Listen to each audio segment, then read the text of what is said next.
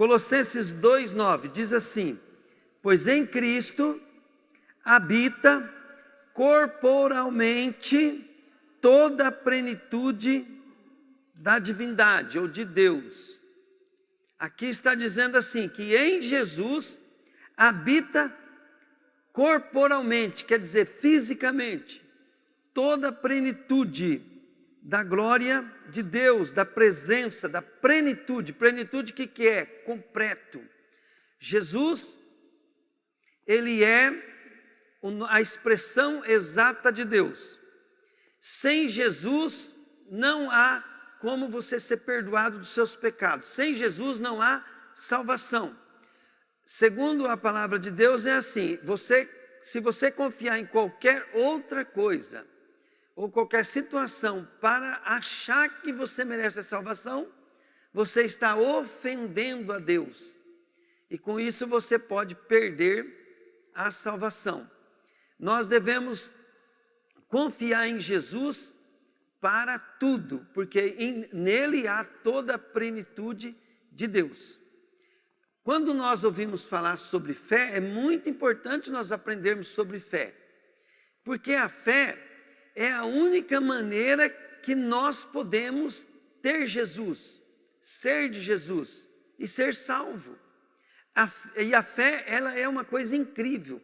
Você pode ter ela e ter aquilo que se espera antes de você ter sido transformado ou chegar lá. Então vamos supor assim, a fé é a certeza das coisas que se esperam. O problema é que a pessoa fica falando assim, das coisas que se esperam. Eu sempre digo que nós precisamos organizar as nossas prioridades em questão de pensamento. Então vamos supor, a fé é a certeza das coisas que se espera. Primeira coisa que você sempre faz, nunca esqueça, para que você possa ter a salvação como base da tua vida, você sempre tem que alinhar as coisas. O que vem em primeiro lugar? A fé é a certeza das coisas que espero. Quando eu entrego minha vida para Jesus, o que é que Jesus mais quer que eu espere? É o dia da ressurreição, o dia da minha salvação. É o dia que eu vou ser salvo, que eu vou morar com Ele. Que não vai ter mais perigo de eu me desviar ou de eu perder, dele me perder. Então o que Ele quer em primeiro lugar é me salvar. E só em Jesus há salvação. Só em Jesus há a plenitude de Deus. Bom, para que eu possa dar outro passo depois da salvação, porque eu preciso continuar minha vida aqui com Jesus. Então, qual é a segunda prioridade? Jesus, depois que Ele nos salvou, Ele falou assim, eu vou dar o outro, vou dar o Consolador. Eu vou dar o Espírito Santo. Se eu não subir, o Espírito Santo não pode descer até vocês. E por meio do Espírito Santo, Ele falou assim, antes de subir, Ele falou assim, estarei com vocês todos os dias da vossa vida, até a consumação dos séculos. E como é que Jesus se faz presente na minha vida? Por meio do seu Espírito. O Espírito Santo é o Espírito de Jesus também. E quando Jesus ele subiu ao céu, ele tinha corpo ressuscitado. Quando ele sentou no trono da glória, a Bíblia fala que com a sua presença, ele encheu todo o universo. Então o que acontece? Naquele momento que Jesus corporalmente ele habitou ali, o Espírito Santo ele veio. Ele veio, só que, querido, quando o Espírito Santo ele descia sobre a terra, ele descia por forma de fogo, de poder, de fumaça, de nuvem. A glória de Deus, os sacerdotes não conseguiam ficar de pé. Então o Espírito Santo, quando ele descia dessa maneira, é só quando o sacrifício era perfeito. Então os homens faziam sacrifício de animais. Vamos dar um exemplo, Salomão agradou a Deus, porque ele sacrificou milhares de animais, imagina só, milhares e milhares de animais sacrificados. E Deus gostou tanto do sacrifício de Salomão, que ele desceu com a glória dele, né, e consumiu o sacrifício, a glória dele, a fumaça encheu todo o templo. Elias um dia preparou o altar, né? E fez o sacrifício como Deus queria, o fogo desceu e lambeu até o altar. E Jesus fez um sacrifício e falou: fique em Jerusalém, até que do alto eu, vou revestir vocês de poder. E aí Jesus subiu, os discípulos ficaram uns dias orando, talvez uma semana, não esqueci agora. Mas o Espírito Santo, querido, daí desceu sobre 120 pessoas. E a Bíblia diz que ele desceu como lavaredas de fogo. Por quê? Porque o Pai aceitou o sacrifício. Nós somos salvos por meio da morte e ressurreição de Jesus. Por que a gente tem que insistir para as pessoas elas entenderem que é só Jesus? Porque, querido, uma hora ou outra você morre. E você se apresenta lá diante de Deus. E tem um segredo e uma chave para entrar no céu. E o Senhor vai fazer uma pergunta para você assim: por que eu devo deixar você entrar no meu céu? A maioria das pessoas responde assim: porque eu sou bonzinho, porque eu vou no culto, porque eu dou dízimo, porque eu sou uma pessoa boa. Querido, a Bíblia diz que isso é ofender a Deus. Porque ninguém tem condições de dar pago por aquilo, pelos seus pecados, para se livrar da morte eterna. Por quê? Porque ser bom é uma obrigação, ser justo, ser honesto é uma obrigação. E quando uma pessoa comete um crime, suponhamos assim, cometeu um crime, e lá está assim, cometeu esse tipo de crime, é réu de morte, vai para a cadeira elétrica, vai para a forca. Aí, querida, aquele cara cometeu aquele crime, aí ele vai falar assim para o juiz: mas eu nunca matei ninguém, mas eu nunca roubei, mas eu nunca não sei o quê, não compensa. Ele vai falar assim: não, porque ser justo e ser bom é obrigação, nós somos criados para ser justo e ser bom. Então nada justifica, ainda que você cometa qualquer pecadinho, não existe pecadinho e pecadão a não ser a questão de perdão. A Bíblia fala assim: toda alma que pecar, essa morrerá. E aí o que acontece? Jesus, ele foi o substituto. Ele foi o sacrifício pelos nossos pecados. A Bíblia diz propiciação. Propiciação quer dizer um sacrifício apropriado. Quer dizer, que deu certo para pagar pelos nossos pecados. Só que agora, olha bem, Jesus pagou pelos nossos pecados, mas quem que pagou pelos nossos pecados? Foi Jesus, não foi? Se ele pagou pelos nossos pecados e nós éramos réu de morte, para nós termos a vida eterna, nós precisamos agora viver a vida de Jesus.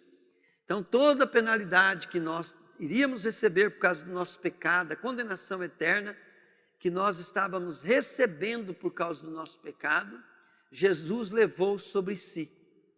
E há condições para que você seja salvo, viva salvo e vá morar no céu.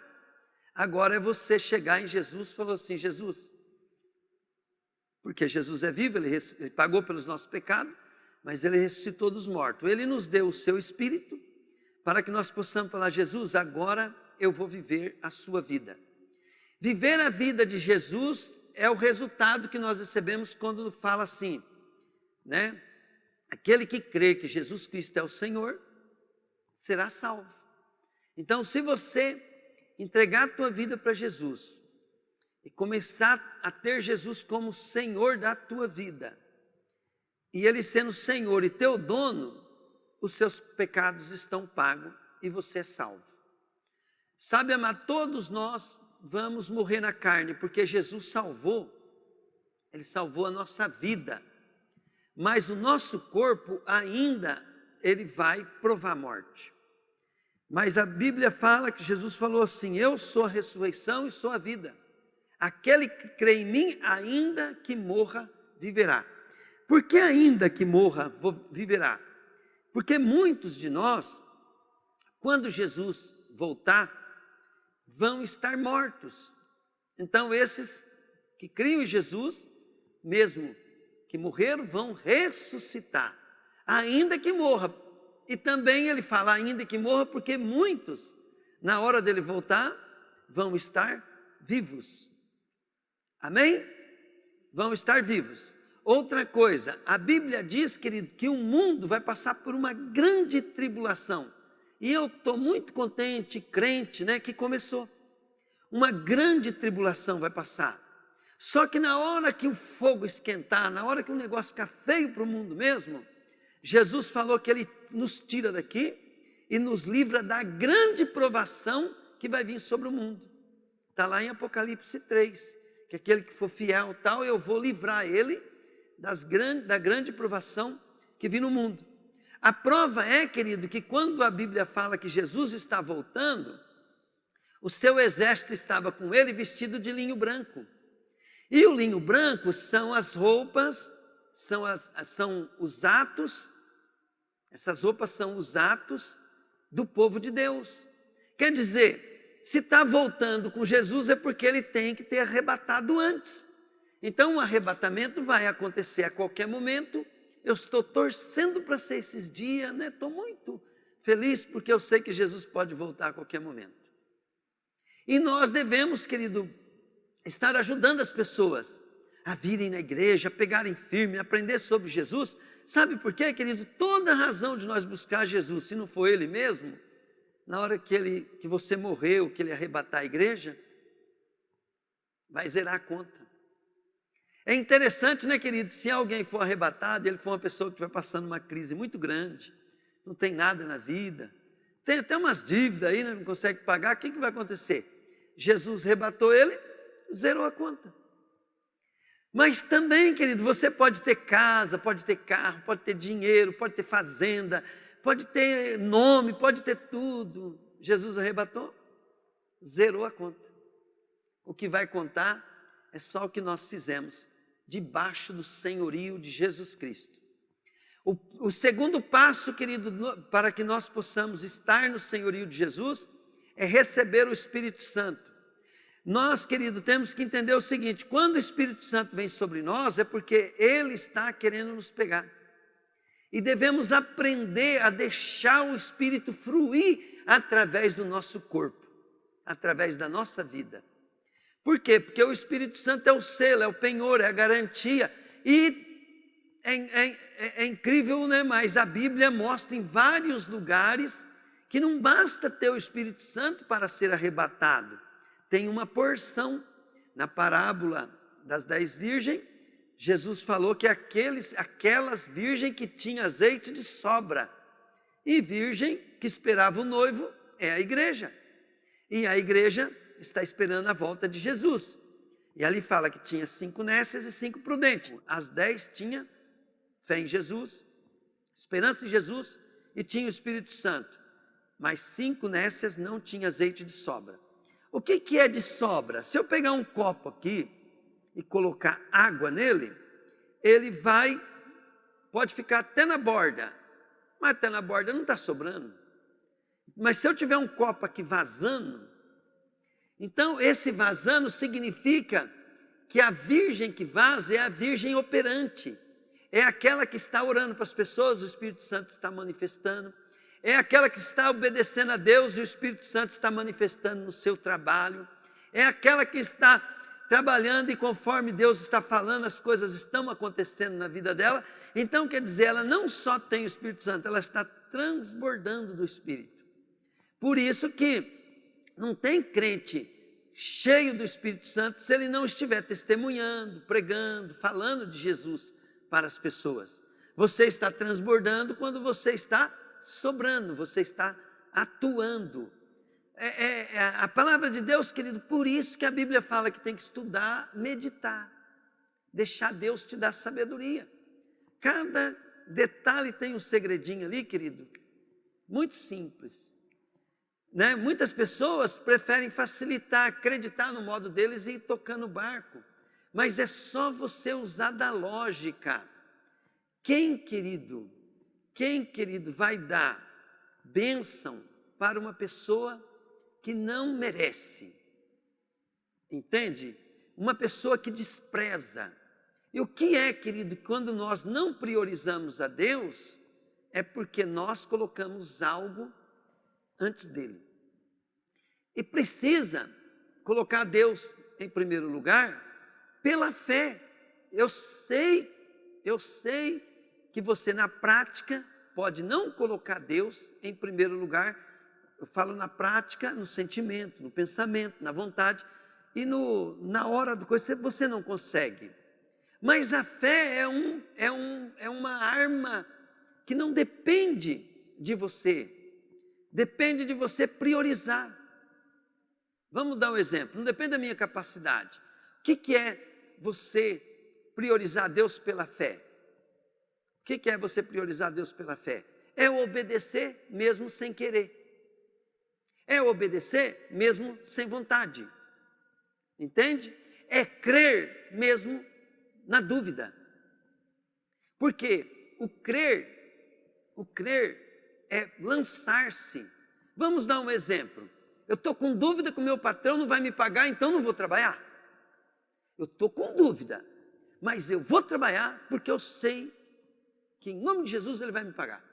Então é mais ou menos assim. Se você pode ter dúvida, você pode ter inúmeros sentimentos, vontade, mas o que você faz? Você usa a fé. Não, na Bíblia está escrito assim.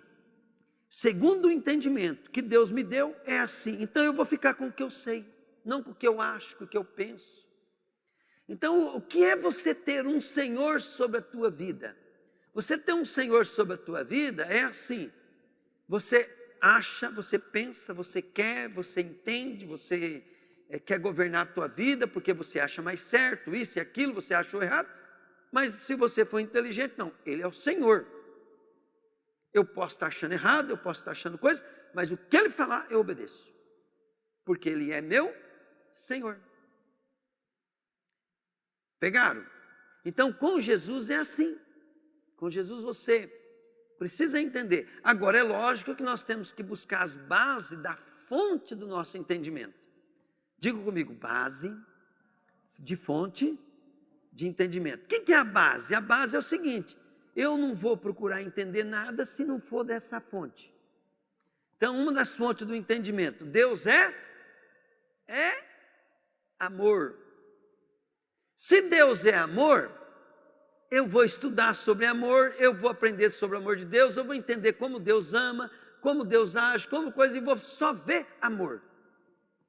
E aí um dia que o pastor estiver falando uma coisa que você entendeu fora do amor, você pode falar, esse entendimento foi caminho errado. Aí, através do amor, depois você vai descobrir, querido, o que você tem que amar? Os planos de Deus. Qual que é o plano de Deus? Salvar todo mundo. Então, tudo que você estiver fazendo, as pessoas concordem ou não concordem, você quer trazer as pessoas para Jesus, para obedecer Jesus, para viver para Jesus. Por quê? Porque você não quer que elas se percam. Aí as pessoas vão falar que você não entende, que você está julgando, que você está não sei o quê, porque a pessoa prioriza qualquer coisa, não vem na igreja, não estuda a palavra de Deus. Aí você vai falar para o irmão, fala, não, pastor, que sabe o que é, não tive tempo, mas o senhor não entende. Querida, eu entendo que se você não priorizar Deus, você está caindo em laços do passarinheiro. O que o diabo vai usar? Ele vai usar justamente aquilo que você acha que é importante. O que nós achamos que é mais importante hoje? O nosso sustento. É nós ganhar dinheiro para pagar nossas contas, para nós cumprir com nossos compromissos. O que nós achamos mais importante hoje? Se um filho fica doente, agora é recuperar o filho. Se parece uma necessidade, eu preciso arrumar meu carro, agora é arrumar o carro. Só, querido, que quando Jesus vai ensinar, e quem é o Senhor? Quem é o Senhor? É Jesus. Quando Jesus vai ensinar, Ele fala assim, que essas coisas não é importante. Ele fala assim, por que vocês ficam preocupados com o que comer e com o beber? É a mesma coisa. Ele está falando da solicitude da vida. Cada um de nós estamos colocando coisas importantes. Aí, ele falou assim, se o Pai alimenta as aves, que não plantam, que não ceifam, quanto mais vocês, homens de pequena fé. Jesus não está falando que isso não é importante, que não é prioridade, só que Ele está falando assim, mas eu venho primeiro. Busque em primeiro lugar as coisas de Deus, os planos de Deus, os propósitos de Deus. E essas coisas serão acrescentadas. Quantas pessoas agora não ficou em casa porque priorizou o filho, porque priorizou a janta, porque priorizou limpar a casa, porque achou que Jesus vir na igreja não é tão importante? E o que Jesus fala? Essas coisas não é para vou deixar vocês se preocupando, só que ele fala nisso em termos de buscar o reino de Deus e a sua justiça em primeiro lugar. E buscar o reino de Deus e sua justiça em primeiro lugar, o que é? É nós fazermos aquilo que interessa para o Senhor em primeiro lugar. E aí sim, nós temos que saber que isso vem em primeiro lugar das nossas necessidades, até físicas, emocionais, sentimentais, comida, bebida, tudo isso tem que vir em primeiro lugar. Porque ele falou assim que ele vai cuidar de nós. Aí nós não buscamos o Senhor em primeiro lugar, daí ficamos precisando buscar Deus por causa das coisas que nós achamos que está em primeiro lugar. Quantas pessoas que vêm na igreja por causa de crise, depressão, opressão, dívida, desânimo. Se ele tivesse buscado Deus em primeiro lugar antes, né? Todas as coisas estariam em ordem. Então o erro vai persistindo. Fica um tempo, Deus dá uma resolvida na vida dele, aí ele fica ocupado de novo. Aí está ocupado. Falha. Quando eu me converti, eu tinha borracharia. Então eu trabalhava à noite. Por que à noite que eu trabalhava? De dia tinha 19 borracharias na minha cidade. De noite só diavadio, né? Só trovate. Até 10 horas da noite ainda tinha uns caras lá, mas depois das 10, aí era mais eu mesmo. E aí a conta que eu fazia? Eu naquele horário de noite, eu ganhava mais dinheiro do que todas as pessoas que trabalhavam o dia inteiro na mesma borracharia. E aí domingo, todo mundo fechava, e no domingo eu ganhava pela semana inteira.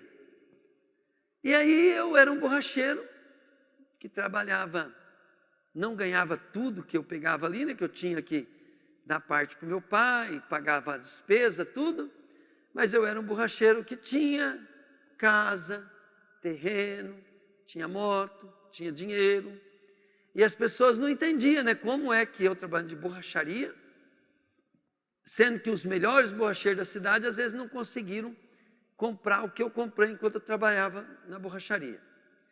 Era uma borracharia pequenininha, não tinha nem porta, né? Um chão de terra, e eu vivia desse jeito.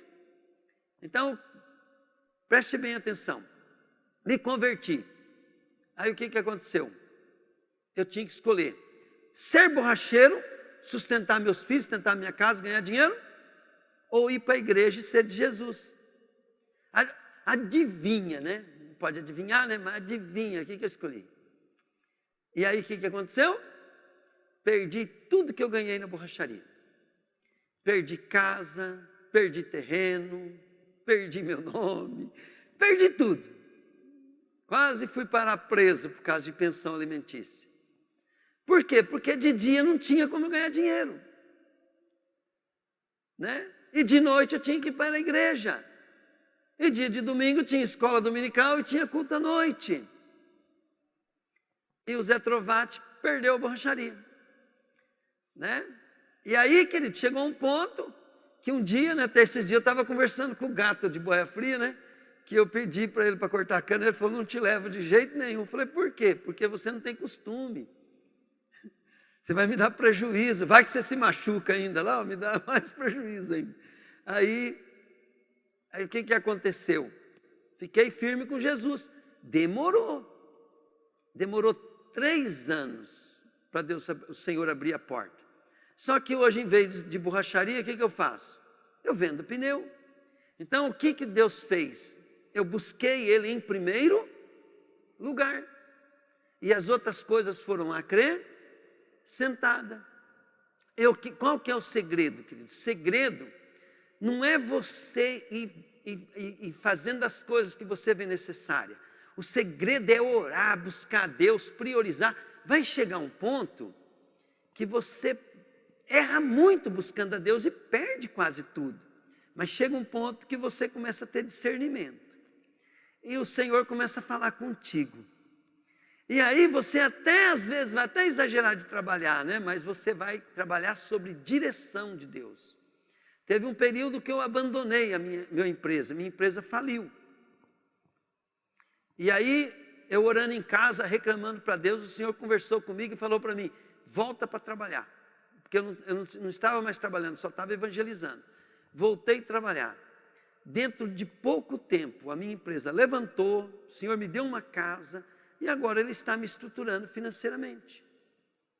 Mas, olha bem, você fala assim, o Senhor fala porque é fácil. Querido, não tem uma pessoa aqui na igreja que passou a crise que eu passei e não deixei de ir na igreja, abandonei o meu serviço, que era sustento, porque eu falava assim, eu posso morrer, eu posso ir para a cadeia, eu posso qualquer coisa, mas Jesus eu não deixo e eu vou para o céu. Mas, para minha surpresa, Deus é fiel. Para minha surpresa, eu estava falando agora mesmo para minha esposa, eu falei, olha, eu não vejo a hora de ir para o céu, né? Mas o Senhor fez uma obra maravilhosa na minha vida. Deus é fiel, querido.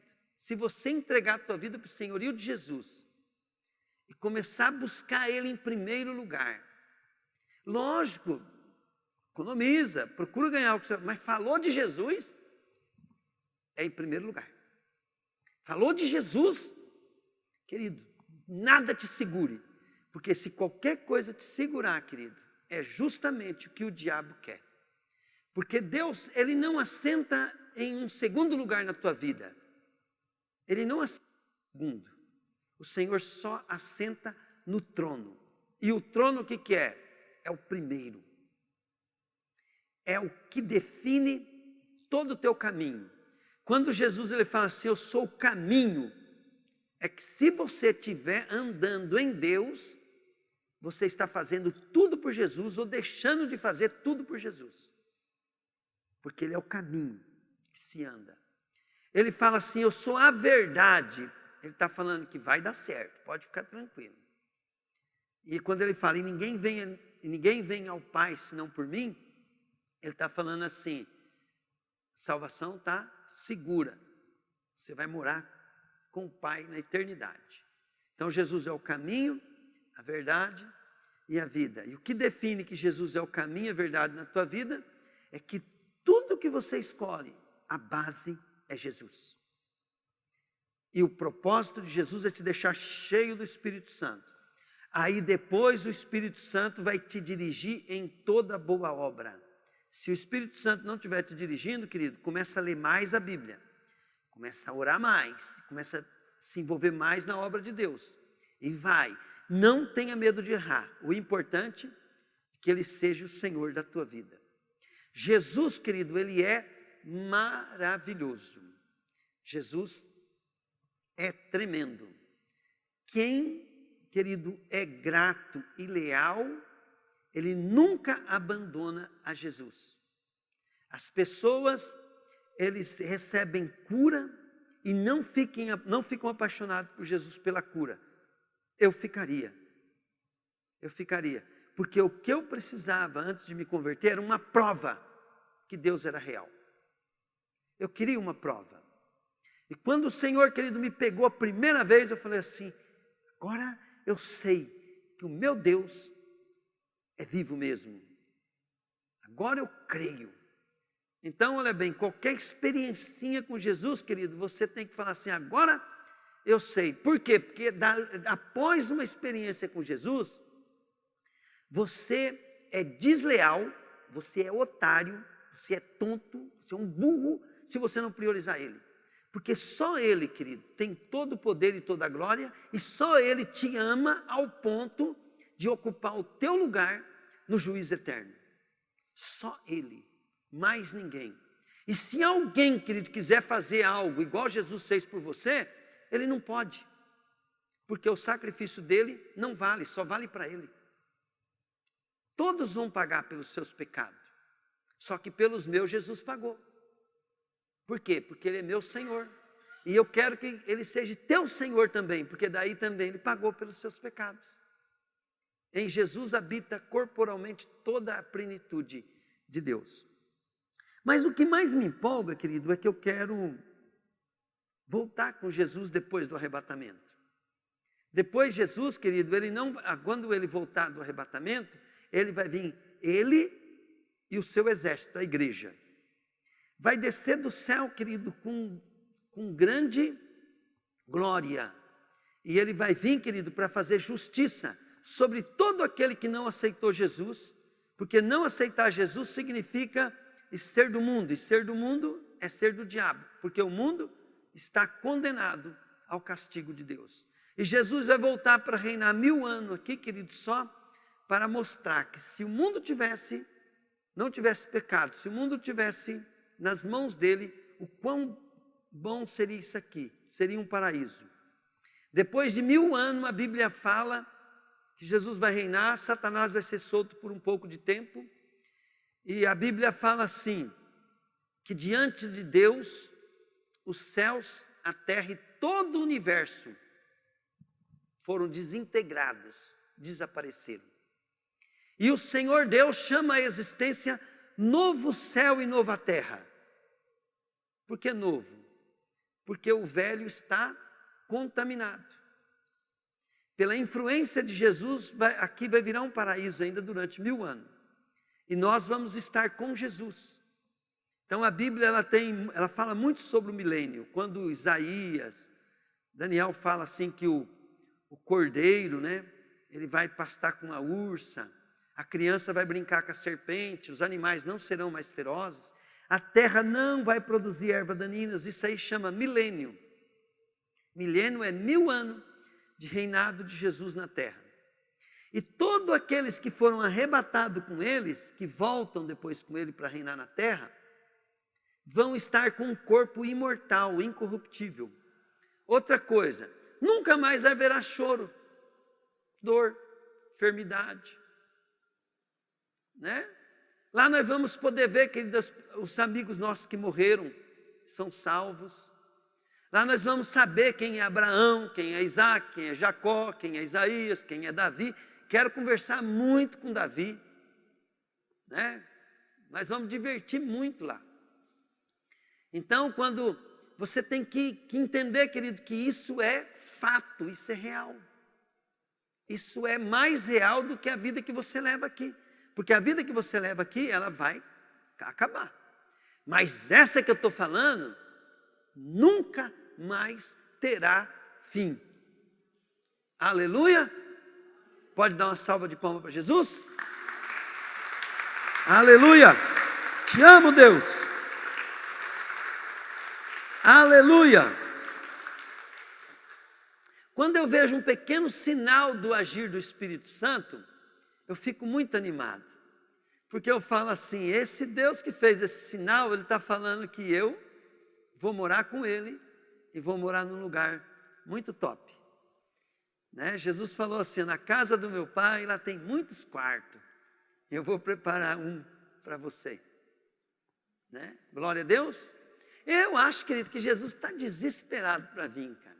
Ele está demorando um pouquinho, que ele está com dó desses políticos lá de Brasília, né? Desses cara que fica fazendo coisa errada, dessa população nossa sem educação, né? Que não quer mais trabalhar, só quer direito.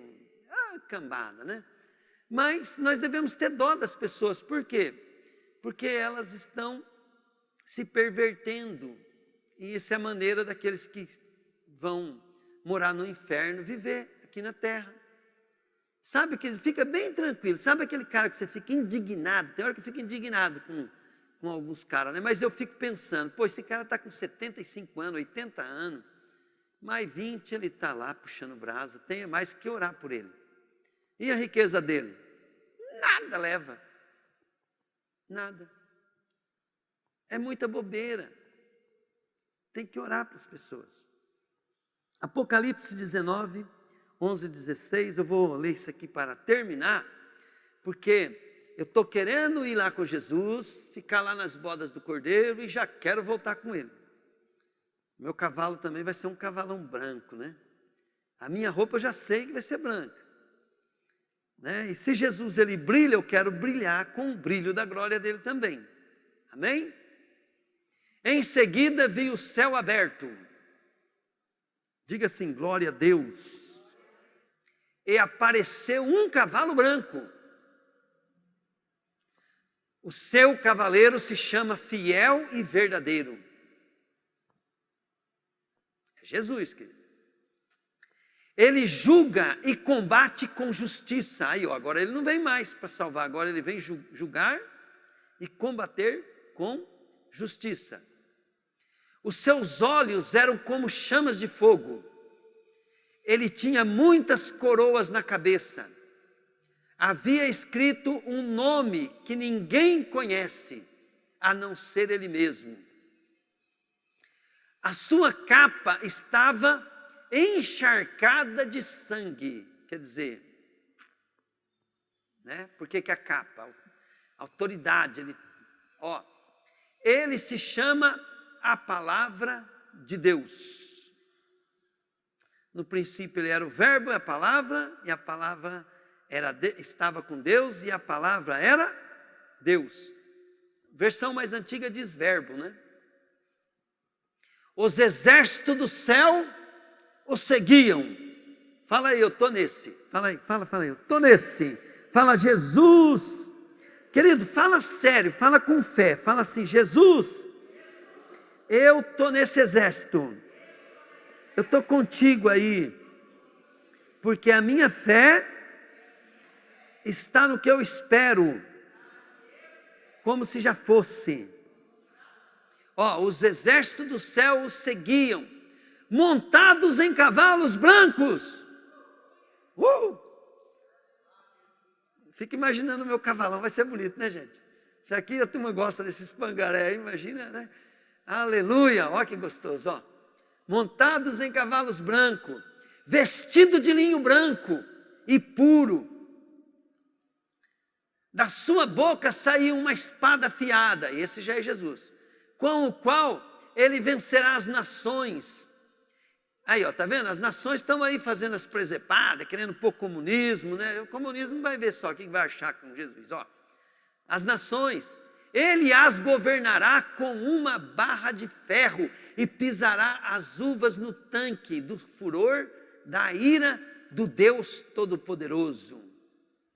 Na capa e na perna dele estava escrito este nome: Rei dos Reis, Senhor dos Senhores.